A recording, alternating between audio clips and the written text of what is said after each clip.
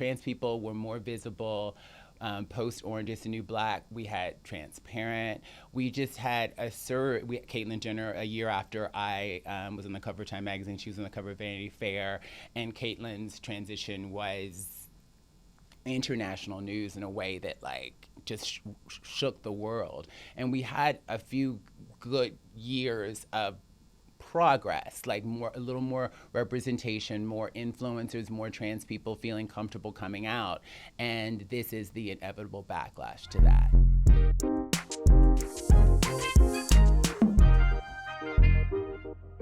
Laverne Cox, I'm so happy to see you again. I've run into you on a couple of occasions, but I'm always so thrilled and delighted to talk to you because Likewise.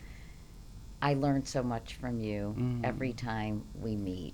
And I thought we should probably give a quick sort of synopsis of our backstory, because for people who are listening or watching, you and I met, gosh, I think it was in 2013, perhaps.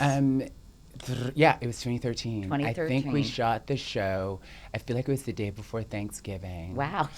I remember because I just gotten back. I was shooting a documentary called Free CC, and I just gone back from St. Cloud, Minnesota, and I visited CC in prison.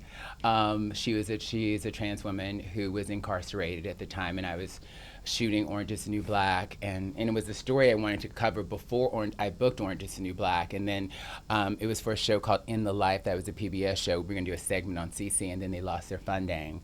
And then I booked Orange, and it was set in a women's prison, and I was like, I think we may have an opportunity to tell CC's story because of this show, and then it happened. And so I just gotten back from St. Cloud, Minnesota, and I've been doing a college lecture tour. My God, you have a photographic memory. No, it was a really, some things I remember and some things I don't. That time though, I just think about all the stats that I listed because I was traveling the country, so everything, all of that was fresh in my mind. So everything I said on the show, I'd been saying on the road.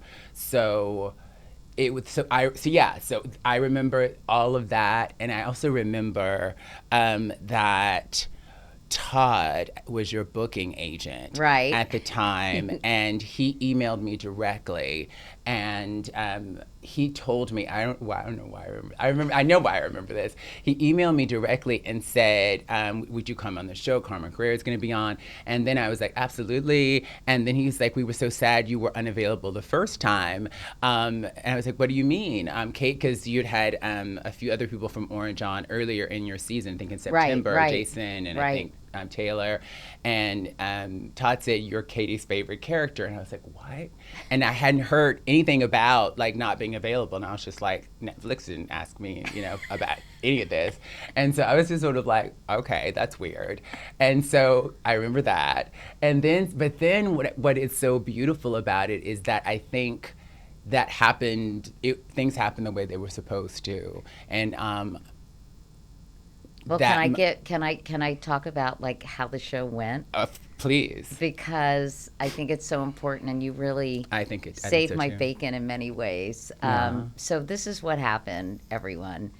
We had Carmen Carrera on. Carmen she's a trans woman, wanted to be the first Victoria's Secret model. And there was a petition, change.org petition to make her that first trans Victoria's Secret model, yeah. So I had had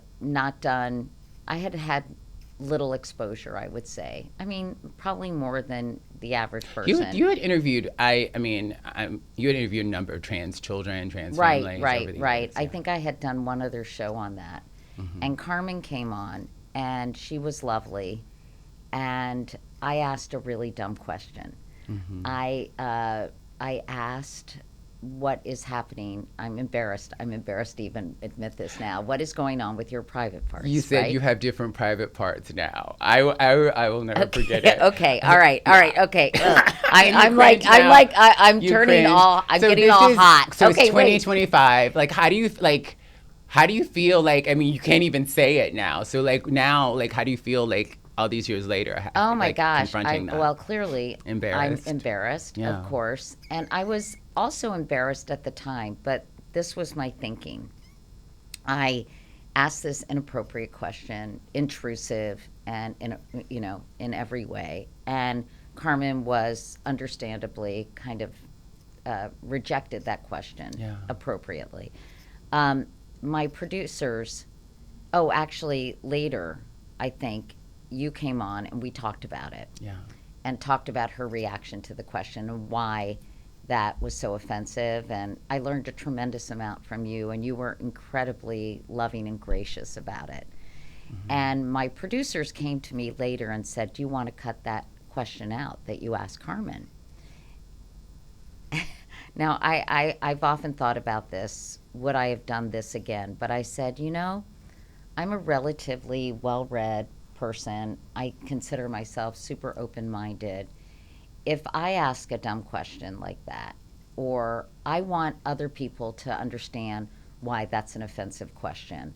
So I don't mind making me look sort of clueless if it's instructive to the general population. And so I said, keep it in. I'd always wondered about that because you could have taken it out. I wondered if there was a conversation about that. So I didn't know that. But yes. So So I said, keep it in. It will be useful for people. It'll be a teachable moment. It was for me, and hopefully it will be for people watching. Well, after that episode ran, the condemnation and the fury was kind of unleashed. And on social media at the time, I guess it was primarily Twitter, it was horrible because I was so attacked, and I knew there was a lot of anger and hurt in the trans community that I had asked that clueless question. I kind of tried to explain my thought process in keeping it in, because it was taped, it wasn't live. And later, I ended up doing a documentary to educate myself and to go on a journey of learning and discovery for myself that I hope would help other people learn and discover. And anyway, through it all, Laverne, you were so kind and compassionate to me and understanding. And in fact, a few years after that, you presented me with an award for that documentary. And I also was recognized by Family Equality, an organization that supports all different kinds of families. Gender Revolution is the name of the documentary, by yes. the way. Yeah. Just to promote it. It's really wonderful. And I actually went to their event last night, sort of coincidentally, because some friends of mine were honored, a gay couple with their kids. And anyway, it was quite a journey for me, but you were a constant throughout that journey. And I just so appreciate you and your support as a result of that situation. And so I think now I am quite educated about trans issues. I consider myself a proud ally of the trans community. And I wanted to have you on this podcast because I have been so upset about what's happening to so many people in our country. And to prepare for this, I asked my team to get a copy of your cover on Time magazine, June 9th, 2014, so 11 years ago almost, to talk to you about what's happening, what has changed, and really to kind of explore why. I thought it was so interesting that the transgender tipping point is what the cover said, America's next civil rights frontier. And I was so excited to see you on the cover of Time, and I thought it was such an important cultural moment. What do you think has happened, Laverne? There's so much there. First of all, before we get to why we're here, and I have a lot of theories, and I think, empirical data about how we got here, but what, over the years, I've cited our friendship, your evolution, your willingness to be uncomfortable publicly as a really important example of transformation that so often, particularly in the environment that we're in now with predatory algorithms, with the profit motive having us sort of at each other's throats, instead of in a space where we can be educated and teachable. And we have so few examples of people having transformations where they truly become allies. I didn't even know you were making Gender Revolution. So when I found out that like the documentary was done, I think I got an email or something, I was like, oh my God, like she's really serious. Like, so she's not only, because if you recall, the episode aired, I don't know why I remember all these details, the episode aired on a Monday. It's like the first Monday of January. And then I think it aired on my birthday. Oh, wow. Yeah. The first Monday in January 2014, and then on Fridays you were having like a talk back, and so you talked about the backlash and how it was a teachable moment. And then like June, I think it was after the Time magazine cover, you had me back, and we had seen each other at a few events, and I remember being at like the Time 100 and going into like a little corner and chatting about how hard it had been to receive that backlash. And what was different about, I think what's really, really important for people to understand is that up until that moment, it was acceptable for interviewers to ask trans people about their genitalia, their surgeries, and their transitions. And it was de rigueur, actually, on television talk shows. I had been doing a presentation for a few years where I looked at the history of TV talk shows, starting with Christine Jorgensen, and how the narrative about trans people had sort of developed from Christine Jorgensen until like 2012 or so. And every single talk show Christine Jorgensen story was so much about surgery, and it was just probably acceptable. Renee Richards. But if you look at all these talk shows, and we have a little bit of this in Disclosure, our documentary, everyone asked about genitalia. Even I noted an Oprah moment, and I live for Oprah, so there's not a criticism of Oprah, but a woman named, oh my gosh, she wrote, director Erin Reed, I forget her name, Kimberly Reed, Prodigal Son. She's an editor and documentary filmmaker. She had directed a film about her life story called Prodigal Sons. And in the telling of her own story as a filmmaker, telling her own story, the only thing she said about her transition is that it was like a second puberty. But when she was on the Oprah Winfrey Show, Oprah added that she had hormone therapy. She had gender reassignment surgery. She added that because it's, for Oprah at the time, it's like, this is what people want to know. People are curious, and we have to clarify like what's going on in people's pants, because that's what people want to know. And what I theorized at the time is that even when there was a humanized, and it was a very humanizing interview because that's what Oprah does, but I contended that even a humanized interview is undercut when we focus on surgery and transition. That the audience is like, oh my God, do you know what happens in that surgery? And they take these hormones. So it becomes, even when dehumanizing. It becomes dehumanizing because that becomes the takeaway for audiences, and it leads to a kind of misinformation. And so much of how we've gotten here now is a lot of misinformation, but that we still haven't, even with the work that you and I have done, other trans people have done, a lot of journalists since then have not been going there. The right wing has done a really, really good job of reducing trans people to medicalization and dehumanizing us. Like this, it's a dehumanizing process, and they've done it in a lot of different ways, right? So specifically, if we look back at I think 2016 was a big moment with HB2 in North Carolina, that infamously the bathroom bill that attempted to ban trans people from bathrooms. Well, it did ban trans people from bathrooms in North Carolina. That bill was fought. It ended up being overturned. Right. Well, the NBA said that they wouldn't play games there, right? Businesses divested. So there was Right. there was a movement where businesses in NCAA, all these athletic groups divested from North Carolina, and they were like, "This is bad for business." So they were like, "We're not going to do this."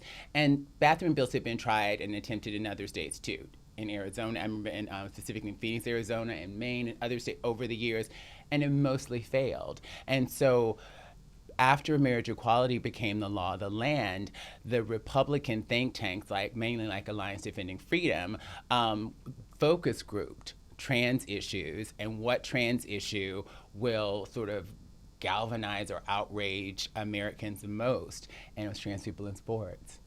And so in 2019, we saw the first anti-trans girls in sports bill introduced. I'm forgetting what state. It didn't pass, but the next year they introduced it in another state and it did pass. And what we should know about these, all the anti-trans legislation now, half the country bans trans girls from sports.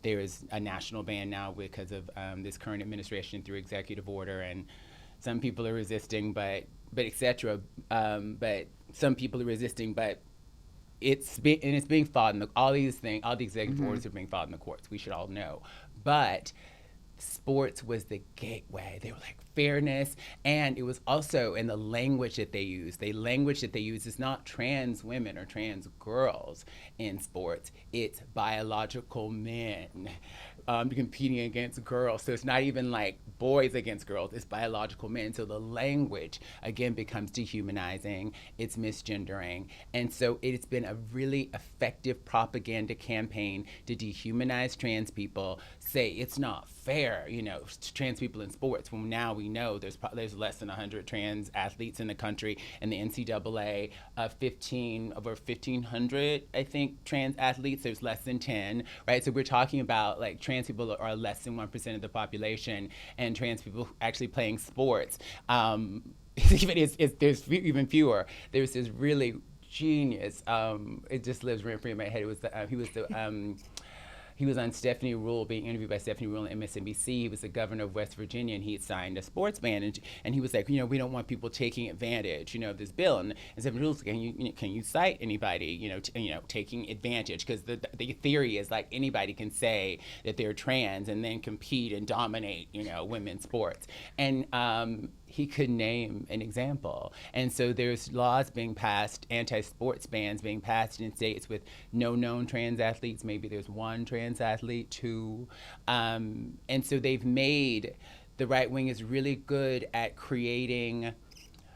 making something an issue that isn't an issue, and then fear mongering around it, and then making law and policy around it. And people often say it's a distraction, and I don't think it's a distraction. It's actually part of their overall agenda, in my opinion. There was something I wanted to say about this, but I think like the big piece is that, we saw it. That's what I wanted to say. We saw it with critical race theory, for example, and it's always a backlash. So I think that like if we just stay on trans folks. We had a transgender tipping point, right? Trans people were more visible post Orange is the New Black. We had Transparent. We just had Caitlyn Jenner a year after I was on the cover of Time magazine. She was on the cover of Vanity Fair, and Caitlyn's transition was international news in a way that like just shook the world. And we had a few good years of progress, like a little more representation, more influencers, more trans people feeling comfortable coming out. And this is the inevitable backlash to that. Whenever I think CRT emerged the year Critical after race theory, yeah. Critical race theory emerged the year after Black Lives Matter, the largest mass protest in like American history, and that happened in 2020. The next year, CRT, something that most of us had never even heard of, becomes the talk of America. And the target. Right? And so there is a really well-funded, relentless right wing through think tanks like Alliance Defending Freedom. They're at the heart of a lot of the anti-abortion, anti-LGBTQ plus legislation. They write a lot of the legislation. Sometimes state legislatures copy their legislation verbatim. Alliance Defending Freedom, and they started as an anti-LGBTQ organization, but they've literally been at the Supreme Court arguing against abortion, against gay rights, trans rights. They're really well funded, a lot, and they're a global organization. Obviously, they work with Heritage Foundation and all these other think tanks as well. And if you read a document like Project 2025, so much of the agenda is this Christian nationalist agenda, this return to traditional values. There's the unitary executive theory, which is sort of about power and sort of stripping the executive branch and stripping away the deep state and all. And we see that happening, right? That I think they're like 49% completed. If there's a Project 2025 tracker. Oh yeah, I don't know what percentage I think they're like up to. 49% the last time I checked. So it's part of like this Christian nationalist agenda. But there is this wonderful quote, Jason Stanley, who has written a lot of wonderful books, but he's an expert on fascism. He wrote specifically how fascism works. And actually, just yesterday I was watching an interview with him and Chris Hedges, and he said something that really, I was like, I need to write this down. And he said that whatever they target are the conceptual resources you need to see what's going on. Whatever they're targeting are the conceptual resources that you need to see what's going on. For example, the book bans, right? So much of what fascism, and when he talks about fascism, he talks about propaganda, misinformation. He gives like 10 components of it. And any one of these can exist without fascism, but when they all exist, we're talking about fascism. And so rewriting history, for example, is a huge part of that. Like all the books that are being banned, any history that might make white people feel scared or guilty about their past. All of the book banning. I mean, banning Toni Morrison, for example, just seems so egregious. But and a lot of this, Texas and Florida have been like the kind of incubators for a lot of the things that we're seeing on a federal level now. But banning books and changing history and our access to information is a huge part of this. And what we need. I mean, when I have to do a video on this. When he was when he had a press conference, DeSantis banning AP African American History several years ago, I think it was 2022. He said, they're not teaching AP African American History. They're trying to indoctrinate our children. They're throwing in things like prison abolition and queer theory. I mean, what does queer theory have to do with AP African American History? And then I'm sitting here, I sit there as like a Black trans woman from the South, and I'm like, and I immediately think about Bayard Rustin, who a lot of people now know because of the film, and I'm like, well, Bayard Rustin organized the legendary March on Washington where Martin Luther King made the I Have a Dream speech that is often referenced. Bayard Rustin was a gay man, and if you're going to, I think if you're teaching an African American history class, you kind of have to talk about the March on Washington. And so then you kind of need to talk about who organized it. And I was a gay man, and he was queer. So like queer theory comes in because of intersectionality. And then literally in the next sentence he says they're including things like intersectionality. What does that have to do with anything? I'm like, well, that's the answer. So there's this.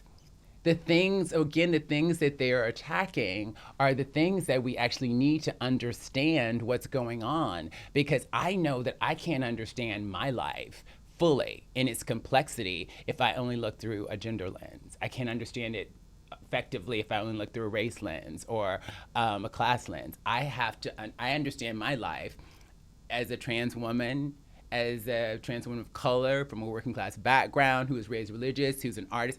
There's intersecting identities that that are affected through power that help me understand not only my life, but the world around me and how power works, right? And so these are the things they want to ban because they don't want people to have an intersectional understanding. They don't want an educated population. I mean, defunding the Department of Education there's a lot of reasons why they're doing that. Obviously, a lot of it is about not wanting people to be educated, but also they want to privatize and make a lot of money. So the combination of like this predatory capitalism with miseducating people and otherizing and them. otherizing them, us versus them, is another component of fascism. But when I think about that, then I'm like, trans people really are, if we think about how, because I think trans people are beautiful. I started the hashtag trans is beautiful in 2015. It's been like millions of people have since used it. But trans people in so many ways are really the answer to a lot of the gender stuff that's going on. And when I say that, it gives us, if we look at the lived experiences of trans people, the reality of trans people through history, that there are different choices we can make around gender. And that's so much about what feminism has always been about, that we can make different choices as women. But that is equality. Another thing about fascism is that equality becomes a threat to the dominant group. The dominant group sees equality as oppression, and so then that has to be suppressed. So trans people in so many ways are like, if I can live my life on my own terms and define my gender on my own terms and be the person I want to be, anybody can do it, right? And it's not easy. It's not like there haven't been obstacles. There wasn't tons of policing of my gender trying to make me a boy or a man and all that stuff, and the ridicule and the physical violence and discrimination and all of that was real. But the joy on the other side, despite all of that, is incredible. Like being true to who you are. I mean, so many of us, I think women who date straight men, I see so many of them in prisons. I see so many of them imprisoned by this idea of who they're supposed to be as men that's not liberatory, that's like still based in domination. And so much of the anger, I think, that when we see the manosphere on the internet, these guys who are like pissed off at women and feminism, and they're pissed off because the world has told them that they should be on top, right? They're raised to think that they should be providers and that women should be subservient. But every boy is not raised that way, but some of them are. A lot of them are. And then it's the also, culture, I was going to say, the messages they the get culture from reinforces society. it. Exactly. Yeah. The culture reinforces it. And then wages don't keep up with inflation. Most jobs have been shipped overseas. So they actually can't afford to be that breadwinner, to be that patriarch that they've been told that they're supposed to be, and they're frustrated and they want someone to blame. And instead of being educated enough to blame predatory capitalism, corporations that have shipped jobs overseas, depleted manufacturing, unions being just, decimated, et cetera, let's blame immigrants, let's blame trans people, let's blame women. And that's what fascism does. So I think like contextualizing. You see why I love talking to Laverne? I think it's so important to call, and I think it's so important to call it fascism too, because when we don't, it's like we're equivocating, and the fear of, because people get afraid to say it's fascism. And I think I love what Jason Stanley, and this is another note that I made about Jason Stanley in his book, How Fascism Works, names 10 components, and when all of them are working together, then we have fascism and all of these things.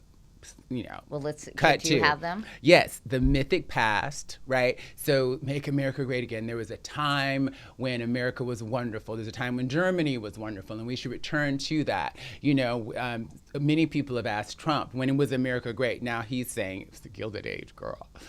He's like, you've heard, you're aware, so I'm sure you've heard him talk about how we were just everybody was rich during the Gilded Age. I'm like, everybody wasn't rich, girl. Like, there were about 10 people who were rich, and the rest of us were like, it was child labor and tenement housing, but he's been talking about the Gilded Age.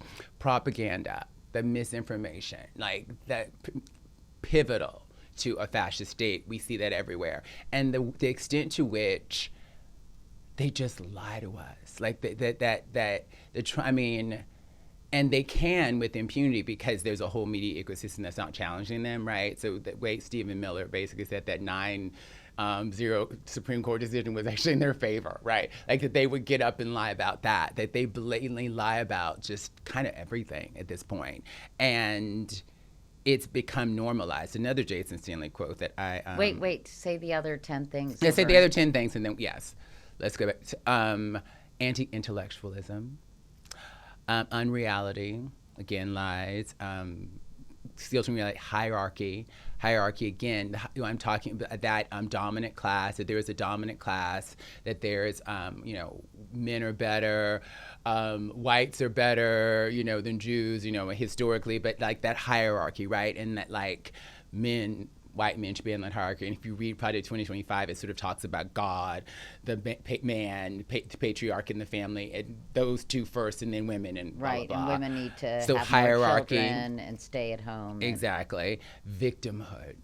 And victimhood of the dominant class, right? All of this conversation about reverse racism that we see in reverse racism, that white people are the most discriminated against people right now are white men in America, and they're so put upon, and they're just such victims, and we need to like fix that. All of this anti-white racism, like it. But that's well, how happening. about the Afrikaners coming to America because they've been persecuted? They've been persecuted in South Africa when there's 7% of the population owns 70% of the land, but they're oppressed. Yeah. Victimhood, law and order. So the law and order piece becomes, in a dictatorial, authoritarian way, the law and order piece becomes like, and we see it, and it's so sad. What the law is what Trump says it is. I mean, we see very clearly in that press conference with the governor of Maine when he's right. like, "Is she here? Are you going to follow our order to like and ban trans athletes?" She said, "See you in court." She said, "See you in court," and she says, "I'm going to follow the law. I'm going to follow state and federal law." And he says, "We are the law." And by the way, she won. And she won. Yeah, which is really beautiful, but. The way he's defied the Supreme Court, I mean, he is, and the Supreme Court enabled it, obviously, with the immunity. Oh, the Supreme Court, what a mess. But the law and order becomes whatever he says it is. It also takes attention away from a movement that was gaining so much steam that resulted in Black Lives Matter, George Floyd, and a true examination of bias in police departments and police brutality, and now nobody is talking about it. No. They're just talking about let cops do their jobs. It's been demonized so successfully without any pushback, and I think that like so many people like because he won, because they're in power, we have to capitulate to power, and so conversations about implicit bias, about how a lot of us internalize white supremacy. Like none of those those conversations are like they're too woke. Let's get rid of wokeness. And so they make it unpopular, and then so the conversation is no longer. So no one wants to talk about it, and it's bad to talk about it, and then it's banned. It's actually banned to talk about it. At Columbia University now, anything that suggests DEI, the way he's taken over Columbia University is atrocious. And the way they've allowed that is, it's horrible. Sexual anxiety. The sexual anxiety piece is really about the trans folks. It's about the trans folks. It's about gay and lesbian people. It's about women not being put in their place, being in their place. So creating this, and then if you think about Vimar Berlin, right? But that existed this very liberal, progressive society in Berlin. Uninhibited environment, right? Uninhibited environment that actually was very open and accepting to trans people and gay and lesbian people. Magnus Hirschfeld had an Institute for Sexuality in Berlin. It started in 1919 and then existed until the Nazis. The first major book burning that happened was of Magnus Hirschfeld's research, was of trans research and research into gay and lesbian folks. Magnus Hirschfeld made it possible for trans people to have an ID document in Berlin to like identify them as trans, so they could like just have rights that other people could have in the 1930s. That's like so major. And Hitler and his regime saw this as a huge problem that needed to go away, that this was terrible and awful, and that first book burning happened, and we know that with pink triangles that like gay folks and trans people were also in concentration camps. And I didn't know this until the AIDS movement, ACT UP, brought the pink triangle back, reclaimed the pink triangle as a sign of persecution in the 80s. So sexual anxiety, all this sexual anxiety is also a part of fascism. Next, Sodom and Gomorrah. When he talks about Sodom and Gomorrah, he talks about it's really cities versus rural. That in the cities, this is horrible, Sodom and Gomorrah, awful things happening, the crime in the cities. Well, whenever we hear Republicans talking about crime, Chicago, Baltimore, and black on black crime, and all these things happening in like Democrat or blue cities versus like our safe suburbs and our rural areas. So that like dichotomy between Sodom and Gomorrah is another aspect of fascism. And then the third one is it's a phrase I cannot say in because it's in German. I'm not going to know it either. Wait, where is it? Wait. This last one, Abrecht macht free. Okay, that sounded pretty good, Laverne. I do sing in German. You do? I do. I sing. I sing in opera. When you study opera, you study French, German, Italian, and sing in multiple languages.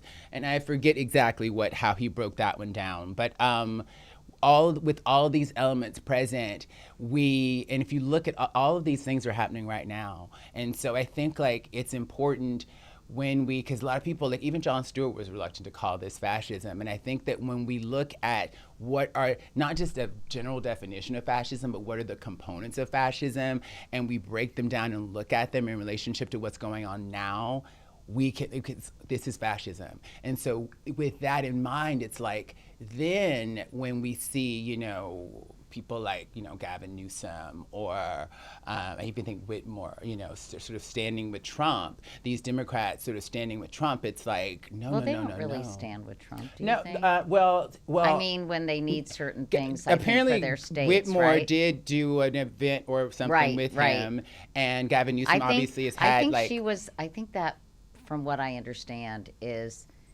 she didn't realize. I think they are trying to have some kind of relationship because a lot of their states' welfare depends on federal dollars. And correct. My understanding, Laverne, and I should check this, was she had a meeting and she didn't realize it was going to be like a photo op. And I think she was sort of embarrassed about it. From what I read. How do you work with when he is taking away state funding? If you don't capitulate, when he's retaliating, against journalists, against people who sue him, law firm, exactly.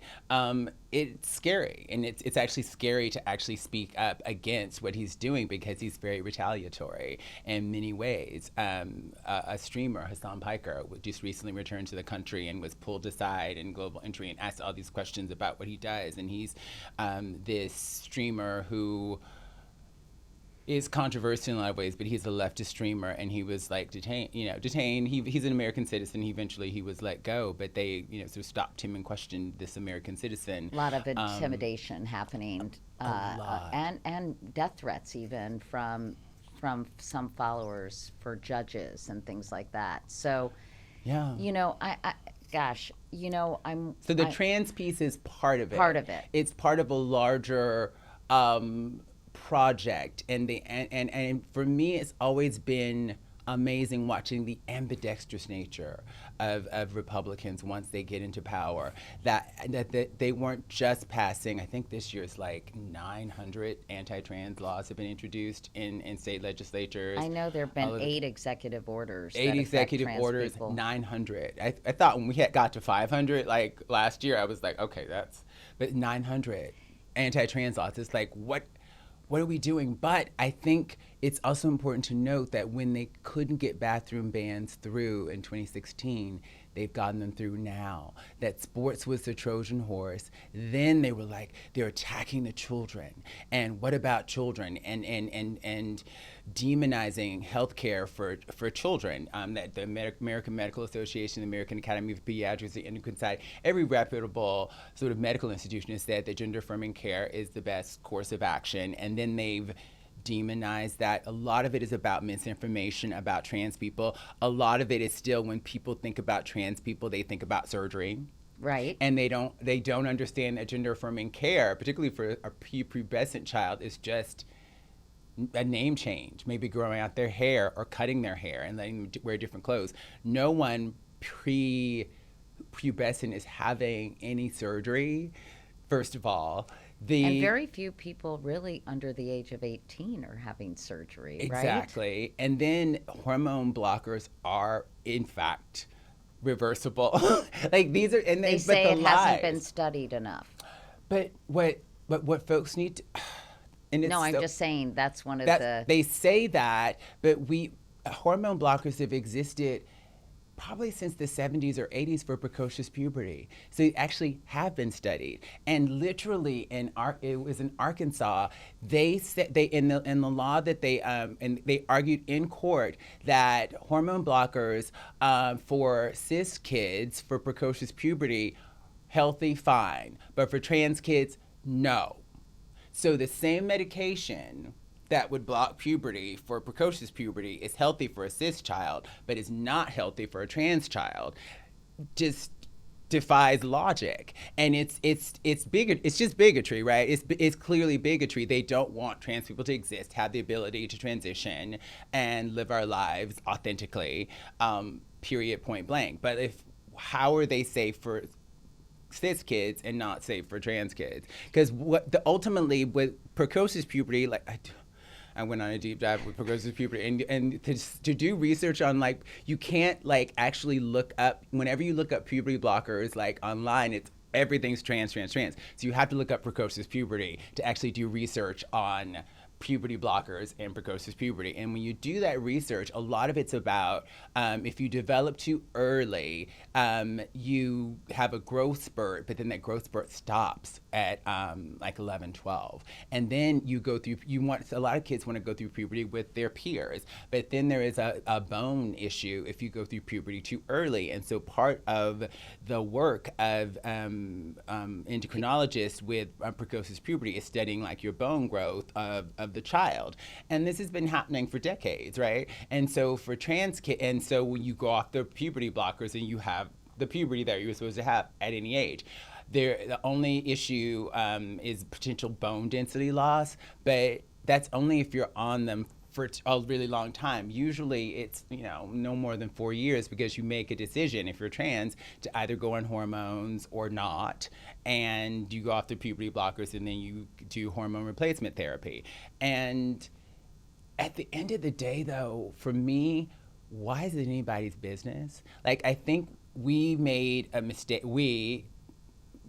Any left-leaning person, obviously the Republicans and conservatives wanted to make this an issue, but any left-leaning person that capitulated to saying that it's up for debate whether trans kids should have access to gender-affirming care, I think have already conceded the argument, and we're having the argument on the oppressor's terms.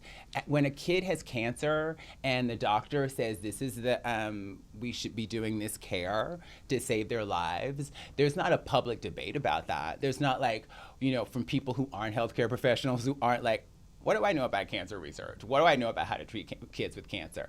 It's not up for debate. But when it's trans people, it's something we have to debate, because these trans people, and I don't understand it, and what are they doing? And it's a dehumanization of trans people. It's a miseducation, a misunderstanding of us, but that's by design. People don't want us. People want people to be educated. And the last thing I'll say about this is when I was on your show, and probably for a couple of years after that, when they would talk about trans issues, they would actually bring on trans people. For the past 5 years or so, tons of conversations about trans people with nary a trans person in sight in the media. They don't want to talk to us, because when we talk to trans people, we become human beings and not these sort of monsters or caricatures that they can kind of like make up things about. 40% of children now, of trans children, now live in states that have banned any kind of intervention, puberty blockers, hormone therapy, gender-affirming care. Yes, the whole Megillah, if you will. And it's made me wonder a lot, since I met a lot of trans families when I did my documentary in 2018, the impact this is having on these families. It's horrible. Can you talk about that? This is when it gets hard for me. It was 2 years ago. It was in 2022 after Badilla Mulvaney calls it Beergate in her book, but when Bud Light, had that moment and Kid Rock was shooting up Bud Lights, and then Target, people were sort of terrorizing Target workers because they had Pride merchandise. I was like, oh, we've lost the culture. I was like, we've lost the culture. And that year, there were, close to half the country had banned gender-affirming care for young people, and all these things were being challenged in courts, but there were so many families who were making decisions to flee states, to flee Texas, to flee Florida, to flee states. And then, these were families who could afford to do it. And it just broke my heart. I spent a lot of time crying and kind of feeling like, as a public figure, like, what more could I be doing? Have I somehow failed? Is this my fault because we're so visible now and they were kind of ignoring us? So I've had a lot of feelings about it. But it's devastating, and you hear from these families, and they relocate. There's some cities, like places like Minnesota, that have become sort of sanctuary states for trans people. So if you can afford to relocate, right? A whole family's relocating. Sometimes what happens is that, like, if there's a two-parent household, like the mother and kids will go, and then the father will stay back and work, or vice versa, if they have a better job. Because you have to get a new job in a new state. You have to be able to afford to do it. A lot of people can't afford to do it. And then even when you think about getting access to gender-affirming care as a young person, it's actually a really privileged thing. A lot of insurance doesn't actually cover gender-affirming care still for adults or children. They're actually supposed to cover it according to the Affordable Care Act, but that's been challenged in so many different ways. But the devastation of a family having to move, and then if you do have to stay in a state that discriminates against you, then where you go, you have to go to another state sometimes to get a gender-affirming care. There was the main clinic in the South where people were going. Young people were going to get gender-affirming care was actually at the University of Alabama. I think it was in either Birmingham or Tuscaloosa, and I'm from Alabama. And when the ban happened in Alabama, then that clinic was closed down. So all these southern states, all these people in the South who were going to Alabama to get gender-affirming care for their kids, don't have that resource anymore. There is a wonderful organization called Campaign for Southern Equality that for many years has been raising money, and if people can afford to donate to them, been raising money to give scholarships to families to just get them to a state where their child can get access to gender-affirming care. The laws are constantly changing. Get them to a state to transport them either by car, plane, get them a hotel stay so they can just visit a doctor. Now, and also to relocate if they need to. So this has been happening for years, and the demand is really strong. And also what happens when people are migrating to safer cities, like places like New York and California, the gender-affirming clinics are overrun, and there's long wait lists because so many people have migrated. And so the people who already are in New York are having hard times getting, appointments, is what I'm hearing, or in California or San Francisco, where you can get access to gender-affirming care. The wait times are longer because so many people have fled these states where they can't get access. And so what about those people, Laverne, who can't afford to leave, who haven't been supported through the fund you mentioned or other resources? They are stuck in states that really won't refuse to help them. So what it's what the refusal to help them, and it's also like the threat of criminalizing their parents or doctors who would provide care. don't have the opportunity to transition. There's always been black markets for. I was going to ask you about that. It's always been black markets for gender affirming care, and that's kind of where my focus is right now. Not necessarily black market, but like mutual aid. And there's a history. Like when I started transitioning in 1998, I went to there was a doctor that I had access to here in New York, and he retired like a year after I started with him, and it was before I discovered Callan Lord. But then there was this guy named Ralph who had hormones for the girls, and he found out about Ralph, and he would love it when we were all together so we could sell to a lot of girls. And Ralph would come to my house, and I'd buy hormones from Ralph. I don't know where he got them from. I wasn't getting blood work done. So like these are the things, you know, that like trans people have always gotten access to gender affirming care at various ages. If you know trans folks, legal, illegal, we've always gotten access. There's a wonderful story that Susan Stryker, who literally wrote the book on trans history, she's a professor in Arizona, she told me a story that she interviewed Miss Major Griffith Gracie, who is a Stonewall legend. She was also part of the Attica riots, and she's still alive. She's in her 80s, I think.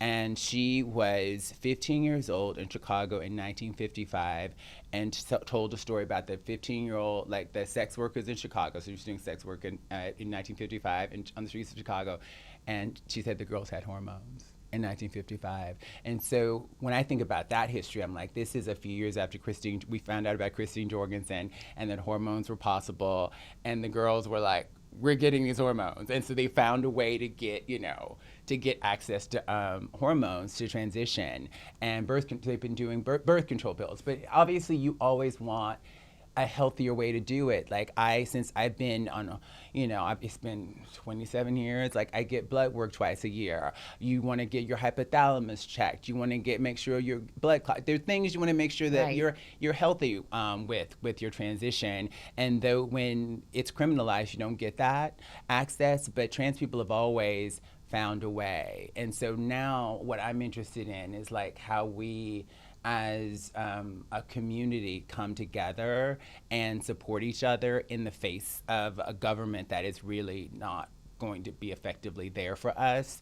And so we have to really look at infighting, at the ways in which the us versus them too piece is another part of fascism, that we don't allow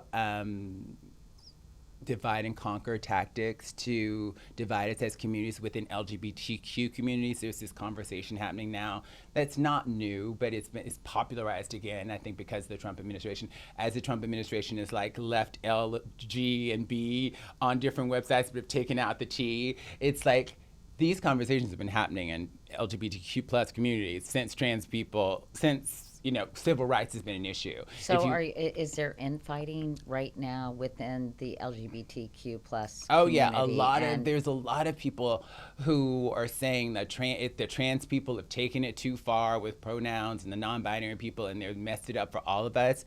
That conversation is happening now online, but I have to say that's not a new conversation. That is a conversation that's been going on for decades when it comes to those gay, lesbian, and bisexual people who are a little more respectable and have always felt like drag queens and trans people and non-binary people were not We're sort a of good look. second-class citizens. Yeah, in a way. historically there's an iconic video of Sylvia Rivera, who was literally, their night one of the Stonewall Rebellion. The Stonewall lasted for I think about 5 days, for a week, where they were fighting the police because they were just tired of being criminalized as LGBTQ plus folks. She was there night one, Sylvia Rivera, and a founder, and she founded STAR, this organization called Street Transvestite Action Revolutionaries. She and Marsha P. Johnson, they were doing direct aid to trans people, housing them. They were doing sex work and getting like an apartment where all the girls can stay so they wouldn't be on the street at night, and getting them fed, just real basic stuff. When they were incarcerated, when trans people were incarcerated, because it was illegal to be trans on the street. You had to have 3 articles of clothing, so we were routinely arrested. They would go and bail the girls out of jail. They were doing grassroots activism directly for the community. And she was one of the reasons that Stonewall and the modern LGBTQ civil rights movement happened. In 1974, at the Pride rally, become Pride, I think, by this time, and not just gay liberation movement, they did not want her to speak. They did not want her to speak on the stage, and she had to fight her way onto the stage. And once she fought, there's a beautiful video, she fought her way onto the stage, and people booed her as she finally got onto the stage. And she's like, you need to quiet down. I've gotten my nose broken for gay liberation. She says at the time, I've been raped, I've been arrested, and you treat me this way. 1974. So it's not new. I mean, I can go on about other examples of how gay and lesbian folks, if you think about SONDA, the Sexual Orientation Non-Discrimination Act, that was passed in New York State, I think in 2001, that initially included trans people, and they're like, we're not gonna get this passed if we include trans people. So they took the trans people out, got SONDA passed, and then like, we'll get to you later, trans people. 18 years later, the Gender Expression Non-Discrimination Act passed. I was going to Albany like almost every year for Equality and Justice Day, talking to legislators about gender, and it took 18 years for us to have legal protections in New York State. The other examples, so this is not new, but it's a tactic that the Trump administration is like, now that like people outside the community, because they're dropping the T and keeping the L and B, they're like, it's the trans people's fault. And so again, it's another divide and conquer strategy that we should resist, because at the end of the day, the Trump administration is coming for, I think it's very important to understand that when Dobbs was overturned, Clarence Thomas wrote a concurrent opinion, right, if you recall, and in his concurrent opinion, he said, any decision that was made based on the 14th Amendment and substantive due process should be revisited, including Lawrence v. Texas, which basically decriminalized gay sex, Griswold versus Connecticut, which decriminalized contraception for married couples, Obergefell, which legalized gay marriage. He said all of these decisions need to be revisited. And then a few months later, Congress, the Republicans who had a majority in Congress at the time, voted on whether there should be gay marriage, and the majority, I think 250-something Republicans in the House voted against gay marriage, voted against right to contraception, voted against the right to an abortion. Obviously, they didn't have the Senate to do this, but if it's up to Republicans, they want to ban a right to contraception, to abortion, and gay marriage. So it's really important that we don't succumb to divide and conquer strategies as diverse communities. And when I think about this, I don't think about just LGBTQ plus or straight people or non-trans people. I think about working people. And I think about like when I was on The View, when it sort of went viral, and I said, I think they're worried about the wrong 1%. It's trans people aren't the reason you can't afford eggs. We're not the reason like that your rent is too high or you can't, buy a house. I think that there's a different 1%. And I think that it's so clear with Doge. I think it's like, it was just so clear with this billionaire, the richest man in the world, like gutting all of these, like gutting the Social Security Administration. And instead of doing it through legislation, firing people, making it inefficient, making all these government agencies inefficient, to basically dismantle them. That's part of Project 2025. And for years, they wanted to privatize education so that they could like get vouchers, so rich people could go to school and then poor people. A lot of it's about privatization in this neoliberal kind of thing, to privatize everything so that they can make everything part of the stock market and make more money. So much of it's about that. So if there's an us versus them, which I don't like to subscribe to, it's not a culture war, it's a class war. In my opinion. So then, I think it's about, if we are to come together, we have to find ways as working people. When I say working people, if your money is not made through the labor of someone else, you're a working person. If you have to show up somewhere to make your money, you're a working person. And so working people are being screwed over and across the board. And so I think if we can get a broad coalition of workers across gender, race, age workers coming together, because there's a tradition with labor movements that we can understand, like that people should have, we have a 5-day work week because of labor movement, right?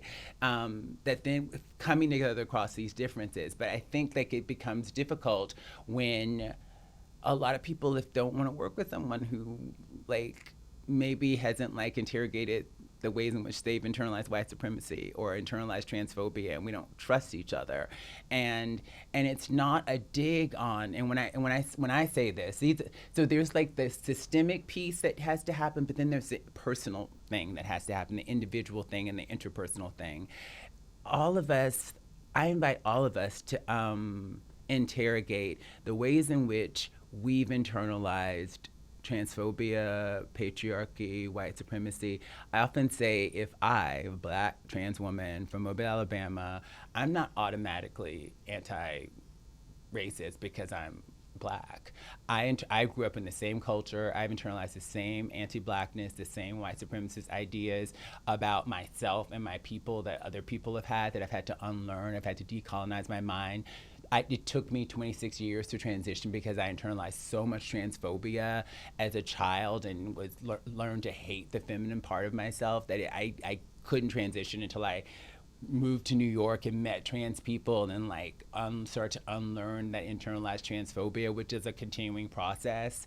Internalized classism. I did an episode of my podcast where we shame poor people. We shame poor people in this country, and I grew up with so much shame about being working class, and so we have to do this work to understand how we've internalized oppression that can hurt us and then hurt other people.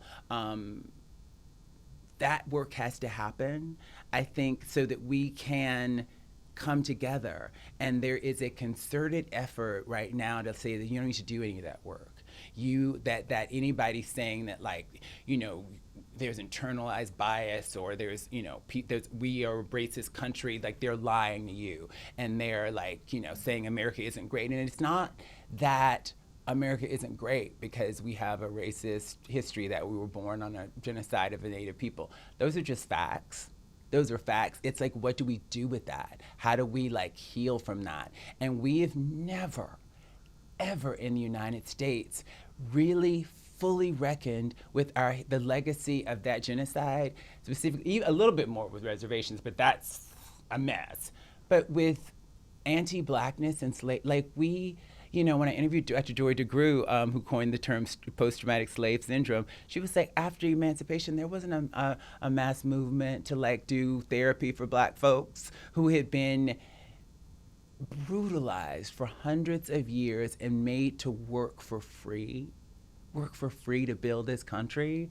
There was, in the reparations that were allegedly supposed to happen from free labor, that didn't happen. And then in the wake of emancipation and Reconstruction, the Ku Klux Klan emerged, right? So we have not been able to reckon with, and it's every generation when we talk about racism, it's like, let's not talk about it. Let's just move past it. Let's let it go. That's in the past. And it's not.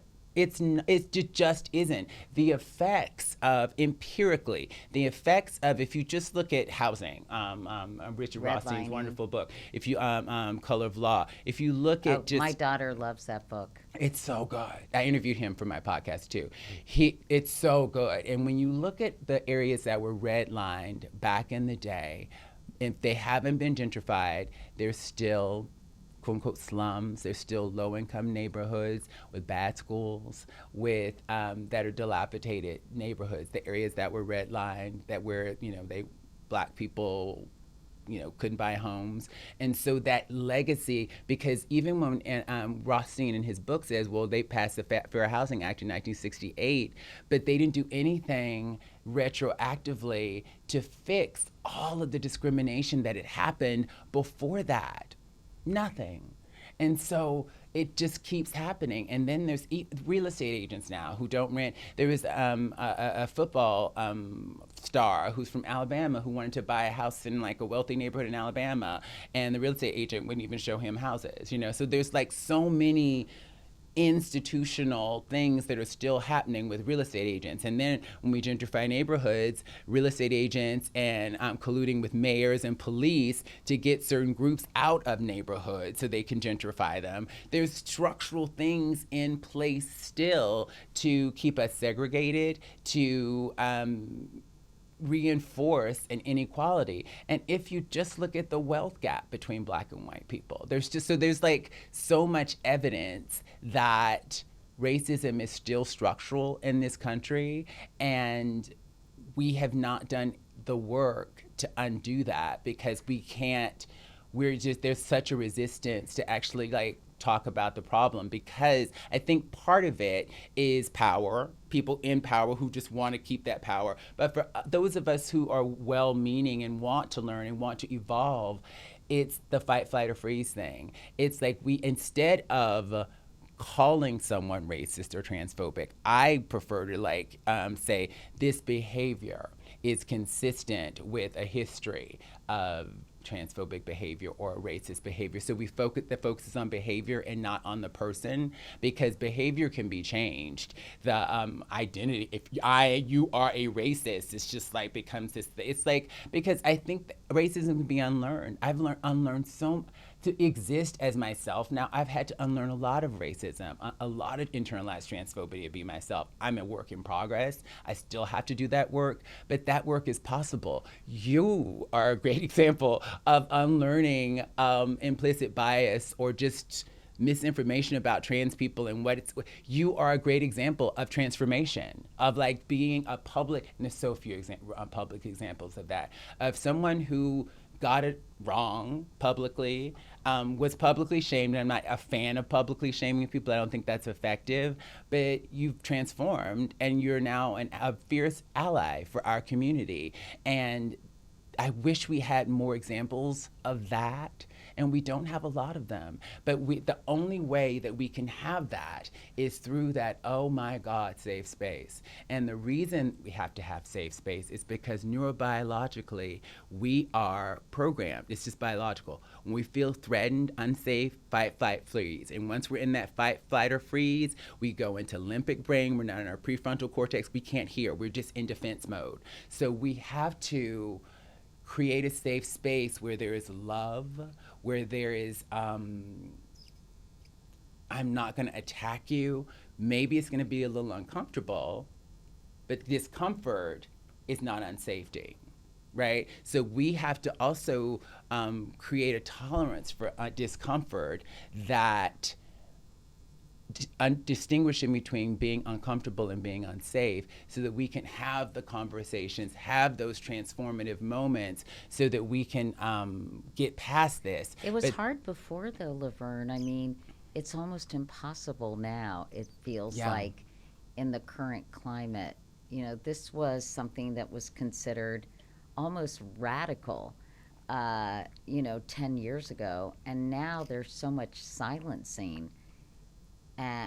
How do you create that space, and how do you possibly, in this current environment, change this narrative?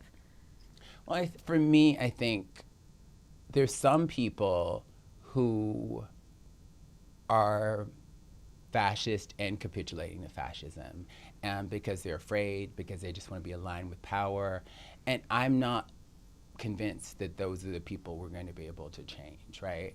And so you can't meet fascism with like, let's sit down and have a conversation, because fascist, I was so upset with Gavin Newsome sitting down with all these white supremacists, because it's like, he's like, let's sit down with Charlie Kirk, who is a white supremacist, or Steve Bannon, who are white supremacists, transphobic, homophobic. They don't think I should exist. Like, what's the conversation going to be? So I think, like you said, who are we having the conversations with, first of all? And I think we have to fight.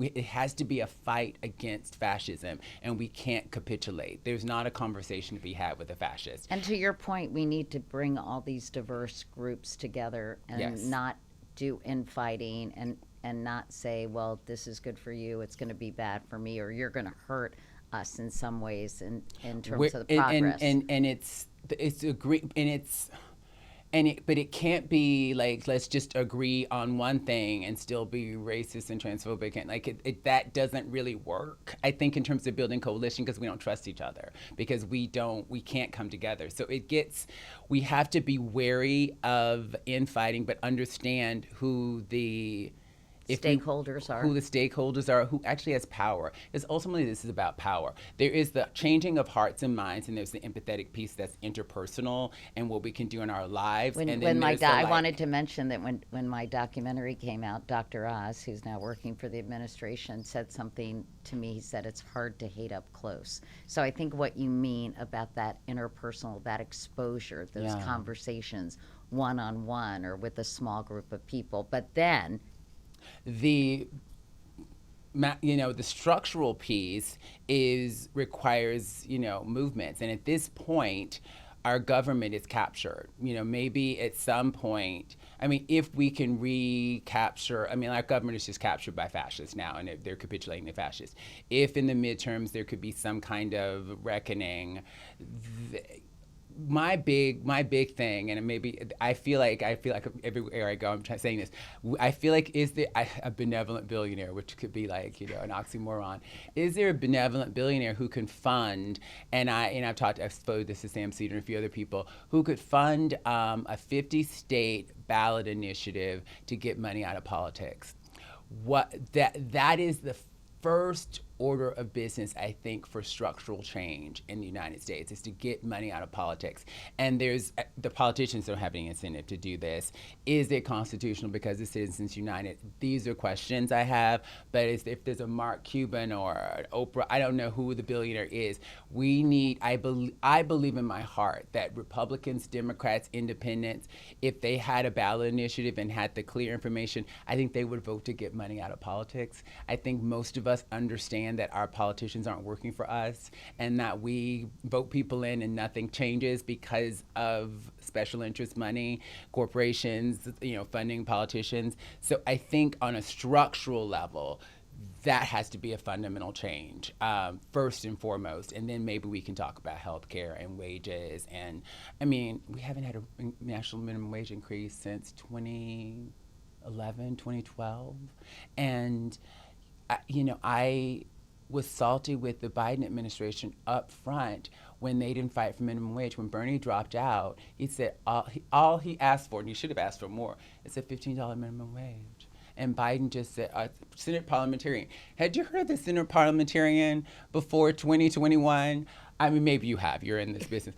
I had not heard of the Senate parliamentarian. I was like, Senate parliamentarian. What I do know now is that when the Senate parliamentarian challenged the Bush administration, they fired the Senate parliamentarian and got a new one. So that is like, there is a bully pulpit that you have when you're president. And I just, capitulating on that, I know but again, the business interests that fund the Biden campaign did not want to raise minimum wage. So that's part of the problem with Republicans and Democrats, is that they're funded by people who are not interested in the welfare of the people. They're interested in corporate interest and the interest of billionaires and the oligarchy, to borrow Bernie's oligarchy tour. So there's the structural piece. I think we got to get money out of politics and have structural change, but interpersonally. And then I think as storytellers in the media, we have to do a better job of humanizing. I know we're probably over. We have to do a better job of humanizing everyone. And the problem is that it's not, the algorithm is not really set up for empathy and love. The algorithms are set up for us being at each other's throats and fighting. So again, resisting that in capitalism. How do we elevate voices that are loving, that are humanizing, and beware of dehumanization? Even when we disagree with people, and dehumanization happens primarily through words and images to put a certain class into a space of moral exclusion, meaning we aren't, as human beings, hardwired to be violent against each other, to discriminate against each other. But when we put this group into moral exclusion and dehumanize them, then we can take away their rights. Then we can discriminate against them. We've done that with the dehumanization of immigrants. It's so clear how dehumanized how immigrants have been dehumanized. They're eating the cats, they're eating the dogs. I mean, that was like such a clear example of dehumanization. How they've successfully dehumanized trans people, like saying that, calling us predators, and so or like using that as the most effective campaign commercial in 2024 with Kamala Harris. Donald Trump. Kamala Harris is for they, them. Donald Trump is for you. Yeah. And the trans prisoners. It was trans immigrant prisons. They like really brought it all together. And it was the trifecta. And I was, I have to say, I had moments of being afraid to speak up too much during that campaign, because I was like, well, my trans identity is kind of toxic right now. And I think that's what Democrats were, when they didn't really. Republicans talked about trans people more than Democrats did. Kamala said, I'll follow the law. And instead of following up and saying that this is a policy under Trump as well, that like basically if someone is in prison, then they are entitled to health care. It's inhumane. That is the law. And trans healthcare, it's healthcare. And if a person is an immigrant and they're incarcerated, they're entitled to healthcare. And that healthcare, it can be trans healthcare, or it could be whatever. And so often when people need healthcare in prison, if you're a diabetic, right? yeah. But a lot of times if it's really expensive, they'll release them. They'll do a compassionate release. They don't have to pay for it. But that is the law. And but so why don't you think that? Do you think they were too afraid? Yes. They wanted to change the subject. Kamala it was clear that that Republicans had successfully dehumanized trans people, and we were not. Any mention of trans people was like bad, and I think that was I think that was a misstep, because it didn't. In retrospect, because in the moment, hindsight is 2020. Now I think if she had addressed it and said, this is the law. It is inhumane. It is cruel and inhumane. It is cruel and unusual punishment to deny people health care when they're incarcerated in the United States of America. And this is the law. And this is the law under Trump as well. And explain that. And we want equality, and really leaning into, we want equality for everyone. We want, health care for everyone. And so but part of the problem with Harris, I think, and the word salad that would happen is that, for me, what I saw is her triangulating between what the donors want, particularly after, because the rollout was good, and Tim Walz with the weird was good. We're not going back was good, and then the typical Democratic consultants came in and said, you can't say weird anymore, which was really working. We need to appeal to the suburbs and get Liz Cheney out. All of those missteps, and her not talking about price gouging enough. Like, there was a few issues, like the price gouging was great, really healthcare, and then standing up for trans people and just civil rights in general. Like, picking a few issues that she was really, because people like, what is she about? Would you ever run for office? I always say that you are so smart on all these issues. The Oppo research would be fierce. I own everything in my past. It's people have asked me that before, and when I think about what they do to politicians, like with AOC and how they've like demonized her, and it's so vicious and so mean, and I'm really sensitive. Right now, I would say no. Right, it's a definite no now. Other people have asked me, but like. Yeah, the answer right now is no. It's something I've thought about it a little bit more, but running a campaign, raising money, I'm an artist more than I am like a politician. Like I've always loved and been intrigued by politics and followed it my whole life, but right now, no. There are other effective ways, I think, to be an engaged citizen and make an impact. And hopefully this is one of them. Hopefully, because I think that like there's an inside strategy and an outside strategy. When AOC went in, I think she's a good example, because she came in with this mandate, and then we saw Nancy Pelosi just like not have her on committee. You have to be on committees when you're in Congress, right, to actually have power. And then the outside game of agitating, using her followers, you just alienate the people there. And then, unfortunately, the Democrats have this seniority thing, too, that they really need to let go of, that the Republicans don't have. The Republicans are more responsive to their base than the Democrats are. But the problem with the Democratic base is that is progressive. It's tends to want healthcare for everyone and to check corporations, and that is against, again, the corporate interests that the Democratic Party, as well as the Republican Party, is beholden to. So and politics, that's why we need to get money out of politics. That's why. And that's why when you look at a Bernie or an AOC, I think there's a few more politicians, maybe 2 or 3 other ones who don't take corporate money. Those are the ones that, I don't trust any politicians really, but I trust more the politicians who don't take corporate money. Whew. Wow. Laverne. I'm exhausted, and you must be too.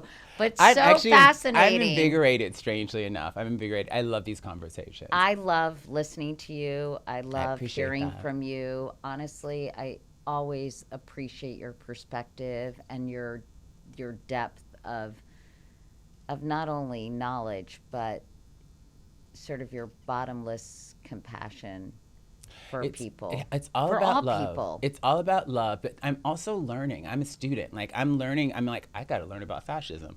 I got to learn about this. So being a constant student is really important to me. And then it has to be about love.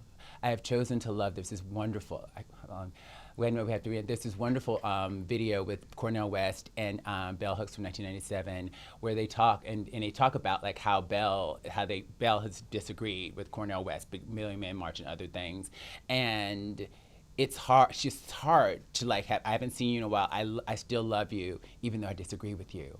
And then they quote from Martin Luther King's one of his speeches, and the quote, "I've chosen to love," is the beginning. I've chosen to love.